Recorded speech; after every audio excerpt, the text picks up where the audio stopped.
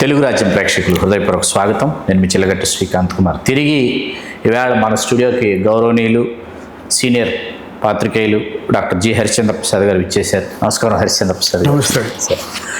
ఇటీవల ఆంధ్రప్రదేశ్ రాష్ట్ర సాంస్కృతిక మరియు సినిమాటోగ్రఫీ శాఖ మాత్యులు గౌరవనీయులు శ్రీ కందుల దుర్గేష్ గారిని మర్యాదపూర్వకంగా నియోజకవర్గంలో కలిసి వచ్చారు. మీ విలువైనటువంటి సూచనల్ని సలహాల్ని వారికి మీరు తెలియజేయటం కూడా జరిగింది. మీరు వారికి తెలియజేసినటువంటి సూచనల్లో నాకు బాగా నచ్చింది, అకాడమీలను పునరుద్ధరించమని మీరు కోరారు.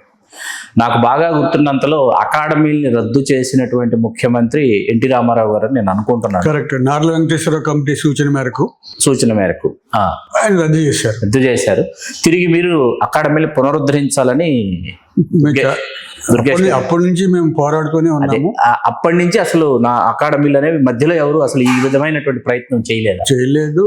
మధ్యలో నాటక అకాడమీ కొన్ని అకాడమీలు పునరుద్ధరించారు. గుమ్మడి గోపాలకృష్ణ నాటక అకాడమీ చైర్మన్ గా వేశారు. అవును, గుర్తుంది. అది కూడా చంద్రబాబు నాయుడు గారు హయాం 2014 ముఖ్యమంత్రి అయిన తర్వాత చేశారు. కానీ పూర్తి స్థాయిలో ఏ అకాడమీ కూడా పునరుద్ధరించబడలేదు ఆంధ్రప్రదేశ్లో. అంటే ఆ అకాడమీని రద్దు చేసిన అనంతరం అసలు డాక్టర్ మంగళంపల్లి బాలమురళీకృష్ణ గారు రామారావు గారు ముఖ్యమంత్రిగా ఉండగా అసలు ఆంధ్రదేశంలో నేను కచేరీలో చేయనని చెప్పి భీష్మించుకుని తమిళనాడు కూడా వెళ్ళిపోయారు. అవును. ఇప్పుడు వాటిని పునరుద్ధరిస్తే ఏ విధంగా పునరుద్ధరించాలి, వాటి పూర్వ వైభవం తిరిగి రావాలంటే ఏం చేయాలి? నార్ల వెంకటేశ్వర కమిటీ సిఫార్సు ఏమిటంటే అండి, తెలుగు విశ్వవిద్యాలయం పెడుతున్నాం కాబట్టి అకాడమీలో అవసరం లేదని ఆయన నార్ల కమిటీ రికమెండ్ చేసింది. తెలుగు పొట్టి శ్రీరాములు తెలుగు విశ్వవిద్యాలయం అప్పటికి ఇంకా పొట్టి శ్రీరాములు రాలేదు, ఓన్లీ పూర్తిగా తెలుగు విశ్వవిద్యాలయం అని చెప్పి కమిటీలు రద్దు చేశారు. కమిటీలు రద్దు చేసిన తర్వాత ఆచార్య తుమ్మటి దోణప్ప గారు తెలుగు విశ్వవిద్యాలయం వైస్ ఛాన్సలర్గా నియమించబడ్డారు. దాని తర్వాత కళావిహీనం అయిపోయింది. తెలుగు విశ్వవిద్యాలయం వచ్చింది కానీ అకాడమీలు మళ్ళా నెలకొల్పబడలేదు. దాని మీద ఎవరు తగు చర్యలు తీసుకోలేదు. అయితే మేము పోరాడుతూనే వచ్చాము.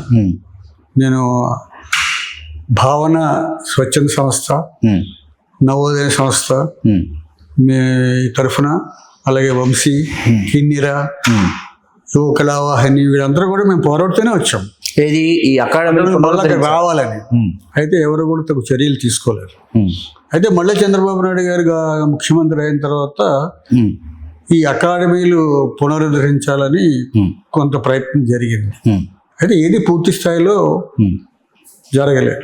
హరిశ్చంద్ర ప్రసాద్ గారు, ఇక్కడ రాష్ట్రం విడిపోయిన తర్వాత పొట్టి శ్రీరాములు తెలుగు విశ్వవిద్యాలయం తెలంగాణలో ఉండిపోయింది.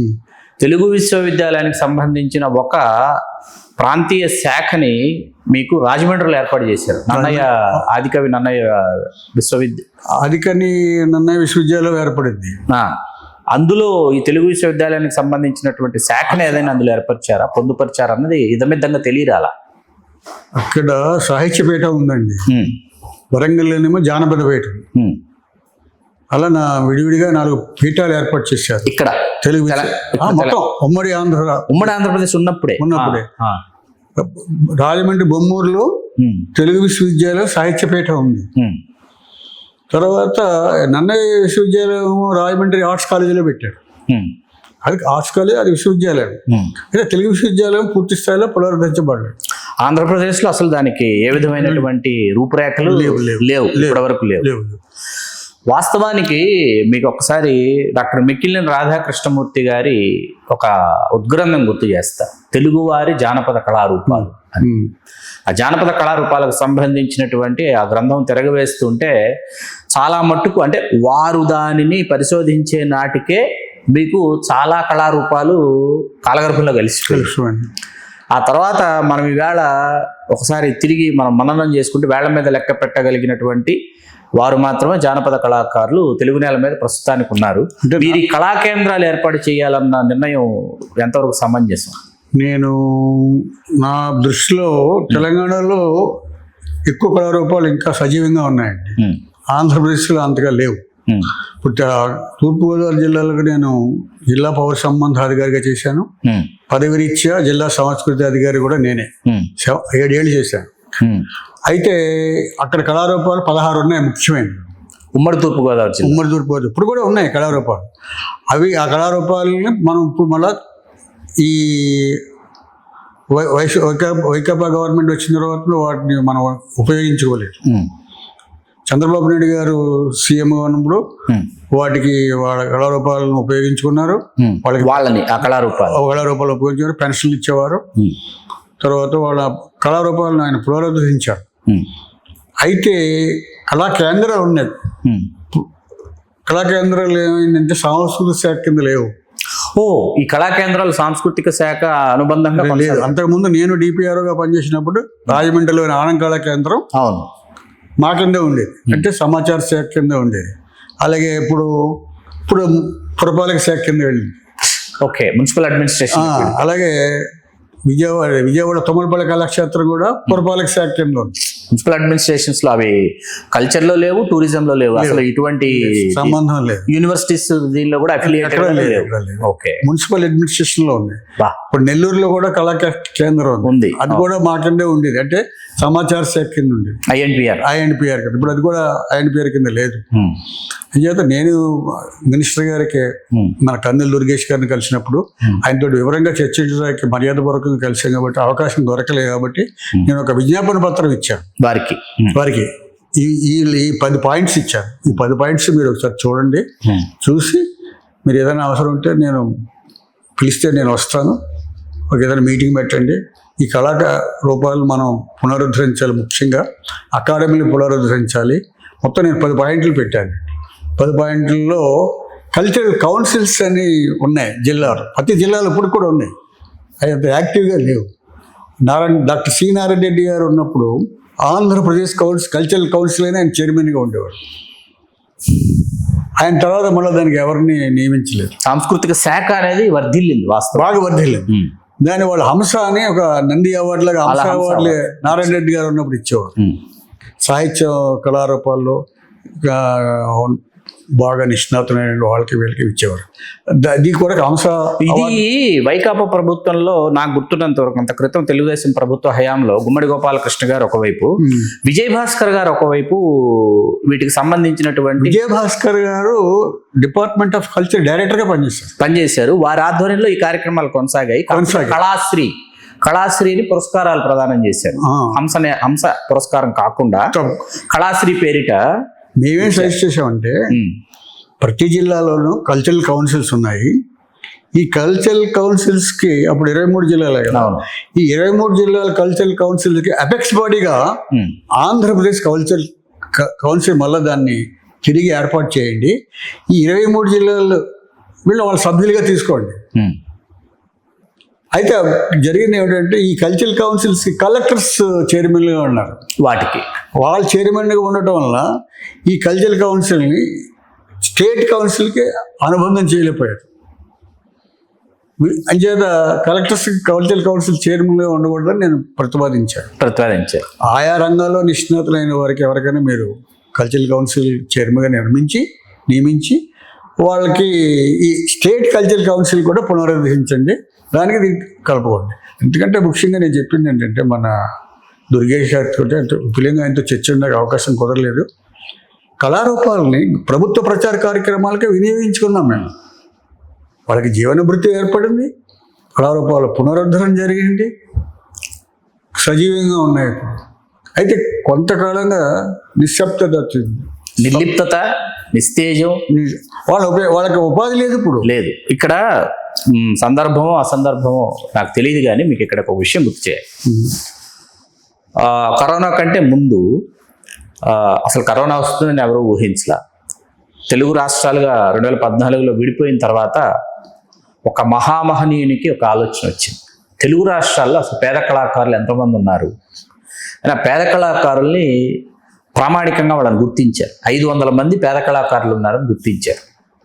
వారు గుర్తించి ప్రతి నెల ఒక్కొక్క పేద కళాకారులకి వ్యక్తిగతంగా 10,000 రూపాయల ఆర్థిక సహాయం ఇవాళకి అందజేయబడుతుంది. ఒకవేళ కళాకారుడు మరణిస్తే అర్ధాంగి ఉందనుకోండి, ఆ అర్ధాంగికి కూడా వాళ్ళు ఆ 10,000 రూపాయల ఆర్థిక సహాయం చేస్తున్నారు. వారు సాంస్కృతిక బంధు శ్రీ సారిపల్లి కొండలరావు గారు. ఇవాళకి ఆ కార్యక్రమాన్ని కొనసాగిస్తున్నారు. తెలుగు రాష్ట్రాలలో కళలు, కళాకారులు వాళ్ళు వర్ధిల్లడానికి ఇటువంటి వ్యక్తులు, ఇటువంటి వ్యవస్థీకృతమైనటువంటి శక్తివంతులు పూనుకుంటున్నారే తప్ప ప్రభుత్వాలు ఎందుకని ముందంజ వేయలేకపోతున్నాయి హరిశ్చంద్ర ప్రసాద్ గారు? అంతకుముందు నేను తూర్పుగోదావరి జిల్లాలో డిపిఆర్గా పనిచేసినప్పుడు కళాకారులకి గుర్తింపు కార్డులు నేను కలెక్టర్ సమీర్ శర్మ గారిని ఒప్పించి కళాకారులను గుర్తించి వాళ్ళకి ఐడెంటిటీ కార్డులు ఇచ్చామండి. వాళ్ళకి ఫస్ట్ టైం మేము ఇప్పించాం ఐడెంటిటీ కార్డులు. ఎందుకంటే వాళ్ళ రాత్రి వేళల్లో ఎక్కడైనా ప్రదర్శనలు ఇచ్చి వస్తుంటే పోలీసులు ఎక్కడి చేస్తున్నారు మీరు ఏంటి, వాళ్ళు 2 గంటలకి 3 గంటలకి రాత్రులు వచ్చేవాళ్ళు. ఇచ్చాం. ఆ గుర్తింపు కార్డులని ఆసరాగా చేసుకుని ప్రభుత్వం పెన్షన్లు ఇచ్చింది. ప్రభుత్వం తరఫున కూడా పెన్షన్లు వచ్చాయి. అయితే అవి నిర్విరామంగా నిరాటంకంగా సాగలేదు. దాన్ని కూడా మేము పునరుద్ధరించాలని, కళాకారునికి జీవనభృతి కలిగించాలని, పెన్షన్లు ఇవ్వాలని, అయితే ఇంకో ప్రపోజల్ కూడా పెట్టాం. వీకర్ సెక్షన్స్కి ఇచ్చే ఆర్థిక సహాయాలన్నీ కూడా వాళ్ళకి ఇవ్వాలని కోరాము. వాళ్ళకి ఇవ్వాలి. వీకర్ సెక్షన్ వాళ్ళు కూడా వీకర్ సెక్షన్స్ అంతేగా సీజనల్ ఒక సీజన్ లో వాళ్ళకి అంతే వృత్తి ప్రవృత్తి వాళ్ళకి అదే కదా. అంచేత అది కూడా ఇమ్మన్నా వాళ్ళకి ఇచ్చిన ఇళ్ల పట్టాలు కానీ, ఇళ్ల స్థలాలు కానీ, లేదా ఇతర ఆర్థిక ప్రయోజనాలు ఉన్నాయి కదా, సంక్షేమ కార్యక్రమాలు జగన్ గారు పెట్టినప్పుడు కానీ ఏ కార్యక్రమాలను కూడా ఇమ్మన్నాం. కానీ అది కార్యరూపం దాల్చలేదు. ఇందాక మీరు ఉమ్మడి తూర్పుగోదావరి జిల్లాలో 16 కళారూపాలు ఇంకా వర్ధిల్లుతున్నాయని ఉన్నాయి. అయితే వాటిని కొన్నింటినైనా చెప్పగలరా? చెప్పగలను తప్పకుండా. ఒకసారి ఒకటి ఫస్ట్ బుర్రకథ, తూర్పుగోదావరి జిల్లా ఫేమస్ బుర్రకథ, తర్వాత హరికథ, తర్వాత తప్పిడి గుళ్ళు. అప్పటికి శ్రీకాకుళం జిల్లాలో కాకుండా ఇక్కడ కూడా ఉన్నాయి. నేను డిపిఆర్గా పనిచేస్తుంటే వాటిని చాలా వెలుగులో తీసుకొచ్చాను. కొన్ని వేల కార్యక్రమాలు ఇచ్చాం. తప్పిడిగుళ్ళు నేను 7 ఏళ్ళు పనిచేశాను డిపిఆర్గా. తప్పిడిగుళ్ళు ఉన్నాయి, హరికథ ఉంది, ఒగ్గు కథ ఉంది, పల్లె శుద్ధులు. అది అంటే అంత ప్రాచుర్యంగా లేకపోతే నేను దాన్ని వెలుగులో తీసుకొచ్చాను. పల్లె శుద్ధులు కళాకారులను తీసుకొచ్చాను. హరికథ ఉన్నదాన్ని బాగా ప్రాచుర్యం చేసాం, బుర్రకథను చేసాం, తర్వాత ఈ తప్పిడి కూడా చేసాం. ప్రముఖంగా ఈ 4 ఉన్నాయి. ఇంకా చిన్న కళలు, మిమిక్రీ కూడా ఎంకరేజ్ చేసాం. మిమిక్రీ కూడా జానపద కళ కింద తీసుకున్నాం అప్పుడు ఆ రోజుల్లో. సంగీత తర్వాత జానపద పాటల్ని ఎంకరేజ్ చేస్తాం, జానపద కళాకారులని ఎంకరేజ్ చేస్తాం.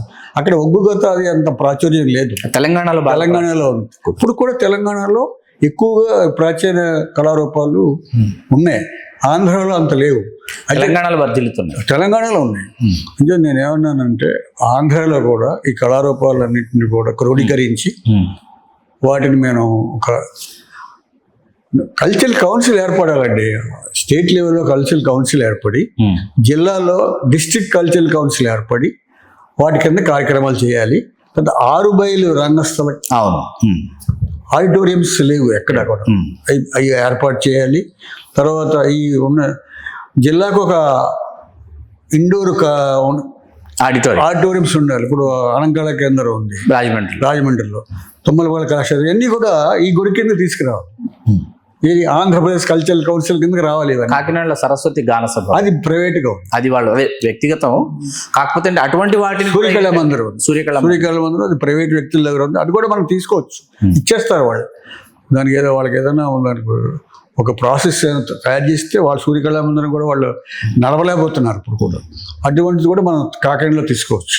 జిల్లాకు ఒకటి ఇండోర్ స్టేడియంలు, 6 బయలు కళా క్షేత్రాలు ఏర్పాటు చేయాలి. అది నేను ఆ రోజు ఆయనకు ప్రతిపాదించాను. తర్వాత కళారూపాలని ప్రభుత్వ ప్రచార కార్యక్రమాలకు ఉపయోగించుకోవచ్చు.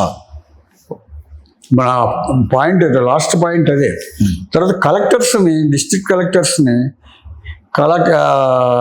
కౌన్సిల్స్కి చైర్మన్గా వేయకూడదు. అంటే వాళ్ళకి టైం ఉండదండి.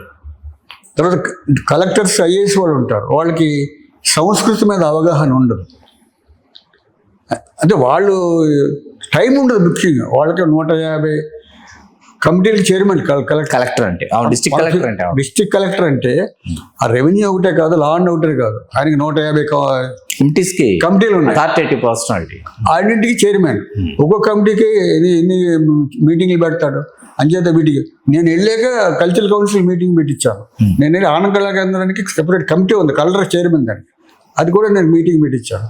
నేను కల్చరల్ ఆనంద కళా కేంద్రం సెక్రటరీగా 7 years పనిచేశాను. ఈ అనుభవంతో చెప్తున్నాను, కళా కేంద్రాన్ని సంస్కృతి శాఖలకు తీసుకోండి.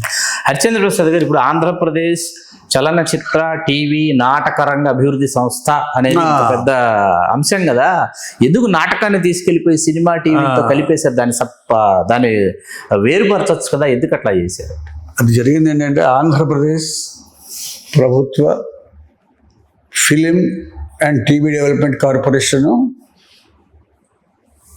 ఎఫ్డిసి, ఫిల్మ్ డెవలప్మెంట్ కార్పొరేషన్, అది ప్రత్యేకమైనటువంటి ఐడెంటిటీ ఉంది దానికి చైర్మన్ వేరే ఉన్నారు, అంతా వేరే ఉన్నారు. అయితే ఈ నంది నాటక కార్యక్రమాలు కూడా వాళ్ళకి లింకప్ చేశారు. నాకు ఐఏఎస్ పేరు ఎందుకు, ఆయన నేను చెప్పాను, నేను పోరాడాను కూడా.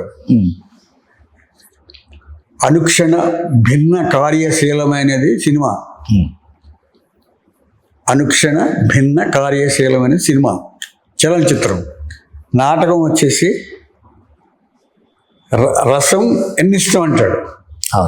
నటుడికి ప్రేక్షకుడికి మధ్య ఉన్నటువంటి ఒక అవినాభావ సంబంధం నాటకం సినిమాలకు కాదు. అయితే దాన్ని దీన్ని కలుపుతారేంటి అని నేను ఏ సాగుతో నాతో క్లోజ్గా ఉండేవారు. ఆయన మంచివాడే, కళా అభిమాని. అంచేత నేను చెప్పాను, అది తీసేయండి సార్, అందులో వద్దు. మీరు డిపార్ట్మెంట్ ఆఫ్ కల్చర్ ఉంది కదా, వీళ్ళ చేత నేను నిర్వహించాలి. అది నంది నాటక అవార్డులు ఎవరు ఇవ్వాలి? నంది నాటక అవార్డులు ఇవ్వాలి, కల్చరల్ డిపార్ట్మెంట్ ఇవ్వాలి, వాళ్ళు ఇవ్వాలి. ఆంధ్రప్రదేశ్ కల్చరల్ కౌన్సిల్, దానికి సినిమాటోగ్రఫీకి సంబంధం ఏముంది? చైర్మన్ ఎప్పుడు కూడా సినిమా వాళ్ళే ఉంటారు, దానికి సినిమా నటులు, ప్రొడ్యూసర్స్ లేకపోతే వాళ్ళే ఉంటారు. నాటక రంగం నుంచి ఎవరు ఉండరు. టీవీ కంటే పర్వాలేదు, టీవీ కూడా అనుక్షణ భిన్న కార్యశీలమైన కాబట్టి దానికి పర్వాలేదు. ఇది నటుడు ప్రేక్షకుడికి మధ్యన ఉన్న అభినవ సంబంధం కలిగింది నాటకం. అంటే దాన్ని కలపకంటే వేరేది శాస్త్రయుక్తంగా కూడా ఇది కరెక్ట్ కాదు అంటే, లేదండి వీళ్ళు సంస్కృతి శాఖ దగ్గర అంత స్టాఫ్ లేరండి, వాళ్ళు నిర్వహించలేరండి అని చెప్పి ఆయన దాన్ని తోసిపుచ్చి, ఇప్పుడు కూడా నాటక రంగం ఫిల్మ్ డెవలప్మెంట్ కార్పొరేషన్ కింద ఉంది. దాన్ని ఒకటి విడదీయమని చెప్పి నేను ఇచ్చిన విజ్ఞాపన పత్రంలో ఉంది. తర్వాత ఇంకొకటి ఏమిటంటే, అసలు మ్యూజియం, భాషా సాంస్కృతిక మ్యూజియంలు ఏర్పాటు చేయాలన్నారు. మ్యూజియం లేదు అసలు ఇప్పటి వరకు లేదు. తెలుగు భాషకి, తెలుగు లిపికి, తెలుగు సంస్కృతికి ఇప్పటి వరకు మ్యూజియం లేకపోవడం అనేది వాళ్ళ దౌర్భాగ్యం. ఇప్పుడు రాజమండ్రిలో రాళ్ళబండి వారి మ్యూజియం ఉంది, అక్కడ ఉన్నాయి రాళ్ళబండి వారి, అది వాళ్ళ వ్యక్తిగతంగా వాళ్ళు ప్రైవేట్, అది కాపాడుకున్నది, రాళ్ళబండి వాళ్ళకి అక్కడ ఉంది. అలాంటిది నేను ఏమన్నానంటే, గౌతమి గ్రంథాలయం ఉంది, అక్కడ లేని పుస్తకం లేదు. అలాగే వేటపాలెంలో ఉంది గ్రంథాలయం ఉంది, అక్కడ లేని సంస్కృతి. ఇప్పుడు ఏం చేశారంటే అండి, మొదట్లో ఈ శాఖని సాంస్కృతిక వ్యవహారాల శాఖ అని ఉండేది. సాంస్కృతిక వ్యవహారాల శాఖ నాకు బాగా గుర్తుంది. 1974-75లో వీళ్ళు ప్రపంచ తెలుగు మహాసభలు నిర్వహించారు. మండల వెంకటకృష్ణారావు మంత్రిగా ఉండేవారు, పిఎస్ఆర్ అప్పారావు డైరెక్టర్, ఆయన ప్రిన్సిపాల్గా ఉండేవాడు. గవర్నమెంట్ డిగ్రీ కాలేజ్ ఖైరతాబాద్ ఉండేది, దానికి ప్రిన్సిపాల్గా ఉంటే ఆయన తీసుకొచ్చి పిఎస్ఆర్ అప్పారావు గారు డైరెక్టర్ చేశారు. ఆయన ఆధ్వర్యంలో ప్రపంచ తెలుగు మహాసభలు నిర్వహించబడ్డాయి. అప్పటి నుంచి ఈ శాఖకి వెలుగులోకి వచ్చింది. అంతకుముందు శాఖ ఉంది కానీ అంత వెలుగులోకి వచ్చింది. దీన్ని బాగా పైకి తీసుకొచ్చింది పిఎస్ఆర్ అప్పారావు గారు, మండల వెంకటకృష్ణారావు గారు. నేను చెప్పాను, పిఎస్ఆర్ అప్పారావు వ్యవహారం అంటే వాడుక భాషలో బాగాలేదండి, ఇది ఏదో వ్యవహారంలో అంటారు, అందులో కూడా ఈ సంస్కృతి శాఖ ఫండ్స్ ఏమవుతున్నాయో ఏమని ఎవరికి తెలియట్లేదు, దీన్ని మార్చండి. గవర్నమెంట్ ఆఫ్ ఇండియాలో department of ministry of culture అని ఉంటుంది, అలా మనం కూడా డిపార్ట్మెంట్ ఆఫ్ కల్చర్ పెడదాం అంటే, వారు నా విన్నపం నచ్చిందో లేదో ఆయన కూడా అంగీకరించాడు తెలియదు. దాని తర్వాత డిపార్ట్మెంట్ ఆఫ్ కల్చర్ అని మార్చాలి. సంస్కృత వ్యవహారాలు లేదు ఇప్పుడు. అయితే బుద్ధప్రసాద్ గారు వీళ్ళంతా ప్రమేయంతో ఈ కల్చరల్ డిపార్ట్మెంట్కి భాష కూడా అనుసంధానం చేశారు. ఎందుకు అనుసంధానం చేశారంటే, తెలుగుకి ప్రాచీన హోదా రావటం లేదు. అవును, దాని ఆఫీస్ ఎక్కడ ఉంది? బెంగళూరులో ఉంది. తెలుగు భాష సంబంధించిన ఆఫీసు హైదరాబాద్లో ఉండాలి కదా, బెంగళూరులో ఉంది. మేమంతా చెప్పాం. బుద్ధప్రసాద్ గారు కూడా చాలా మంచివాడు. ఆయన కళల మీద, సంస్కృతి పట్ల, సాహిత్యం పట్ల చాలా అవగాహన ఉన్నాడు, అభిమానం. అని చేశాడంటే అలా కాదు, డిపార్ట్మెంట్ పెట్టేద్దాం దీనికి అని చెప్పి ఆయన ప్రోత్సాహంతో. ఆయన మంత్రిగా ఉన్నప్పుడు జరిగింది ఇది. ఆయన మంత్రిగా ఉన్నాడు. అంటే కల్చరల్ అఫైర్ మంత్రిగా చేయలేదు, చేయలేదు, మామూలుగా మంత్రిగా, ఆయన పశుసంవర్ధక శాఖ మంత్రిగా ఉన్నాడు. అప్పుడు జరిగింది ఇది. ఆ రెండు లింకప్ చేసి ఇప్పుడు department of language and culture అని. Language and culture. అయితే లాంగ్వేజ్కి వీళ్ళు చేసేది ఏం లేదు, ఏమీ లేదు. నేను అదే చెప్పాను. లాంగ్వేజ్ అండ్ కలిసి దానికి భాష, ఆంధ్రప్రదేశ్ అధికార భాష కూడా దీనికే వస్తుంది. లేదు, దీనికి సంబంధం లేదు. అది జనరల్ అడ్మినిస్ట్రేషన్ డిపార్ట్మెంట్ కింద ఉంది, జిఏడి కింద వస్తుంది. ఇది ఆంధ్రప్రదేశ్ అధికార భాష సంఘం, దీనికి దానికి సంబంధం లేదు. అలాగే తెలుగు అకాడమీ ఒకటి ఉంది. అవును, తెలుగు అకాడమీ ఏమో హైయర్ ఎడ్యుకేషన్ కింద. హైయర్ ఎడ్యుకేషన్ లో మన లక్ష్మీపార్వతి గారు మన వరుసగా 5 సంవత్సరాలు చేశారు. అంతకుముందు అఫీషియల్స్ ఉండేవారు తెలుగు ఐఏఎస్లు, నాన్ ఐఏఎస్లు, లేకపోతే డాక్టరేట్స్ వాళ్ళు ఉండేవారు. లక్ష్మీపార్వతి వచ్చాక పొలిటికల్ అపాయింట్మెంట్ జరిగింది. అంతకుముందు ఆవిడ ఎంఏ ఎంఫిల్ పిహెచ్డి అది కూడా ఉంది, కానీ అది పొలిటికల్ అపాయింట్మెంట్ కింద వస్తుంది. అంతకుముందు తెలుగు అకాడమీ డైరెక్టర్ అనేవారు, ఈవిడ చైర్మన్ అన్నారు, చైర్పర్సన్. అంచేత ఈవిడ హయాంలో కూడా ఒరిగింది ఏమీ లేదు దానికి. అయితే ఇంకోటి ఏమిటంటే తెలుగు అకాడమీ ఏమో హైయర్ ఎడ్యుకేషన్లో ఉంది. మేమేం చెప్పామంటే సాహిత్య అకాడమీ, జానపద అకాడమీ, లలిత కళల అకాడమీ, నాటక అకాడమీ, అది fine art, academy of fine arts. అవును, అకాడమీ. ఇవన్నీ కూడా మీరు చేయండి.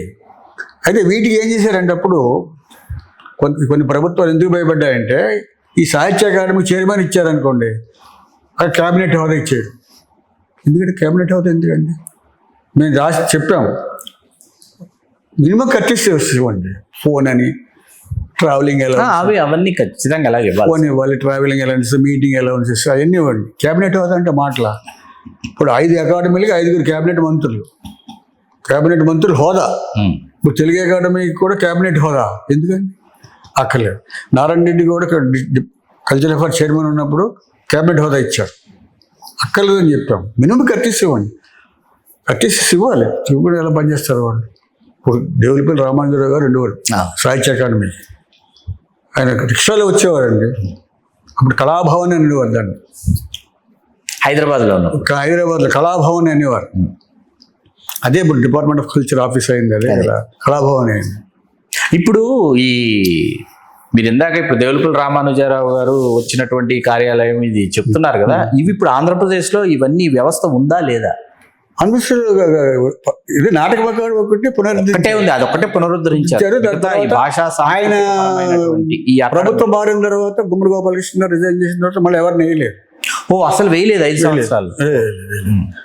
విజయభాస్కర్ డైరెక్టర్గా ఉన్నారు కొన్నాళ్ళు, ఆయన్ని ఏదో మొత్తం మీద ఆయన వెళ్ళిపోయారు. ఆయన యాక్చువల్గా ఈజ్ ఫ్రమ్ మున్సిపల్ అడ్మినిస్ట్రేషన్. అవును, విజయభాస్కర్ గారు కొంచెం కళాతృష్ణ ఉన్నవాడు, నాటకాలు రాశారు కాబట్టి ఆయన వేశారు. ఆయన 2 పుష్కరాలు బాగా చేశారు.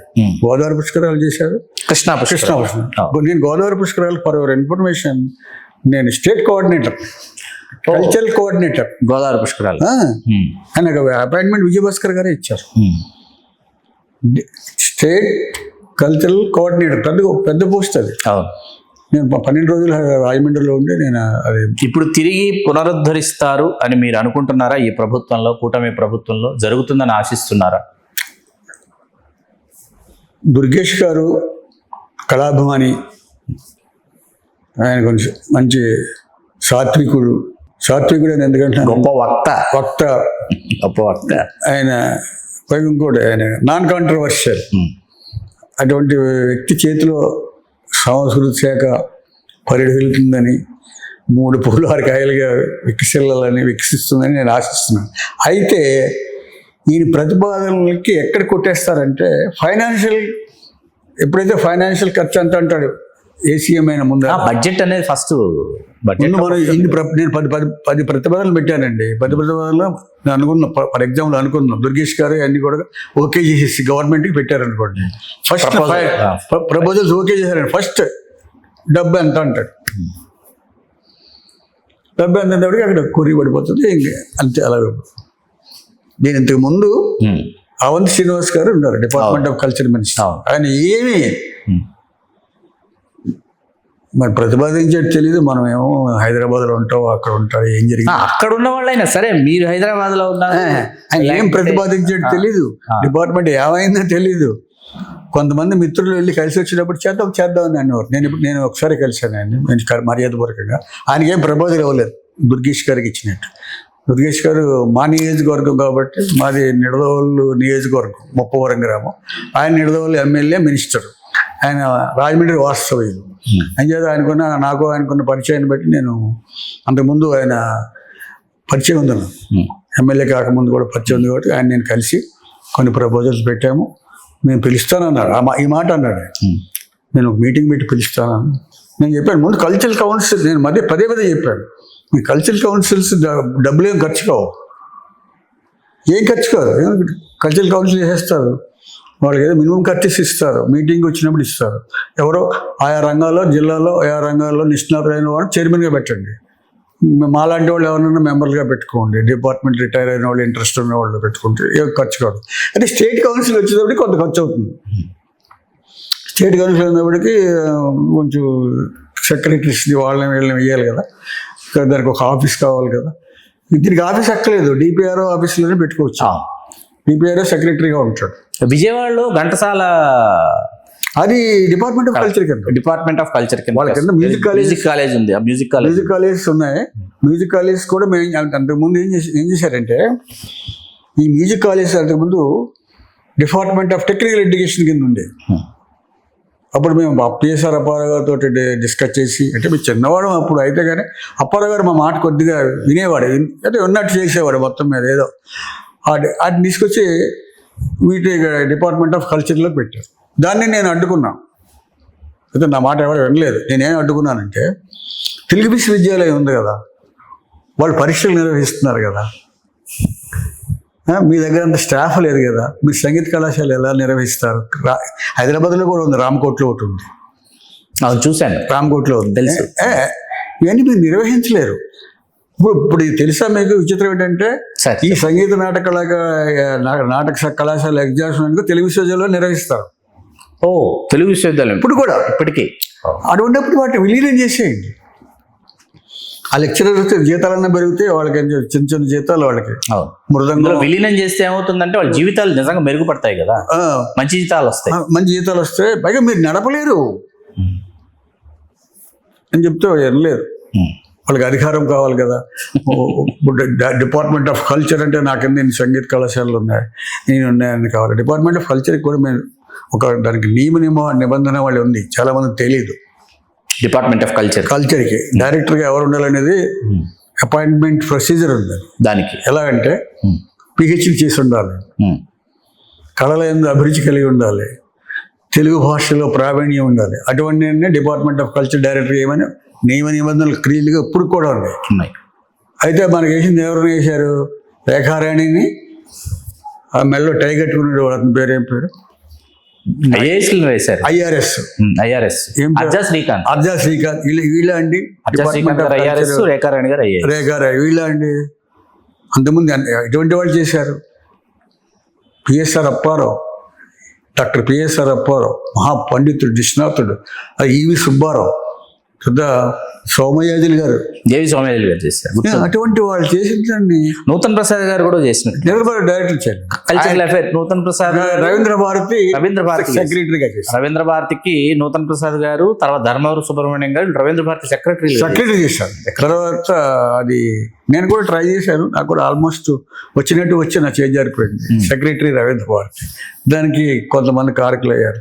నేను అన్ని విధాలా, నాకు డాక్టరేట్ ఉంది, 20 ఏళ్ళ అనుభవం ఉంది. నేను రవీంద్ర భారతిలో 100 కార్యక్రమాలు చేశాను, మీకు తెలుసు. 100 కార్యక్రమాలు చేశాను, తెలుసు. అంటే కుల సంఘాల కార్యక్రమాలు కాదు, సాంస్కృతిక 100 కార్యక్రమాలు, నాటకాలకు సంబంధించి చాలా కార్యక్రమాలు చేశాను. ఏది వంశీతో కలిసి, కిన్నెరతో కలిసి, యువకళావాహినితో కలిసి, నేను వ్యక్తిగతంగా మా భావన సంస్థ ఇప్పటికి కూడా ఉంది, అంత యాక్టివ్గా లేదు. వాళ్ళ తరఫున 100 కార్యక్రమాలు చేశాం. సార్, మీ ప్రతిపాదనలన్నీ కార్యరూపం దాల్చాలని, దానికోసం కందుల దుర్గేష్ గారు కర్తవ్యోన్ముఖులై దానిని నెరవేర్చాలని మనసా వాచా కర్మణ ఆకాంక్షిస్తున్నాను. డాక్టర్ జి హరిశ్చంద్ర ప్రసాద్ గారి ప్రతిపాదనలు ఏవైతే ఆంధ్రప్రదేశ్ రాష్ట్ర ప్రభుత్వానికి, మరి ముఖ్యంగా ఆంధ్రప్రదేశ్ రాష్ట్ర సాంస్కృతిక సినిమాటోగ్రఫీ శాఖ మంత్రులు గౌరవనీయులు శ్రీ కందుల దుర్గేష్ గారికి వారు విన్నవించారు, ఆ విజ్ఞప్తుల్ని, ఆ సూచనల్ని, సలహాల్ని వారు నెరవేరుస్తారని కోరుకుంటూ మీ చిల్లగడ్డ శ్రీకాంత్ కుమార్. సార్ చెప్పండి. ఈ సందర్భంగా ఒక విషయం చెప్పాలి. తప్పకుండా చెప్పండి. Department of information and public relations లో సాంగ్ అండ్ డ్రామా వింగ్ అని ఒకటి ఉంది. అవును, జిఏ నాటక విభాగం. అవును.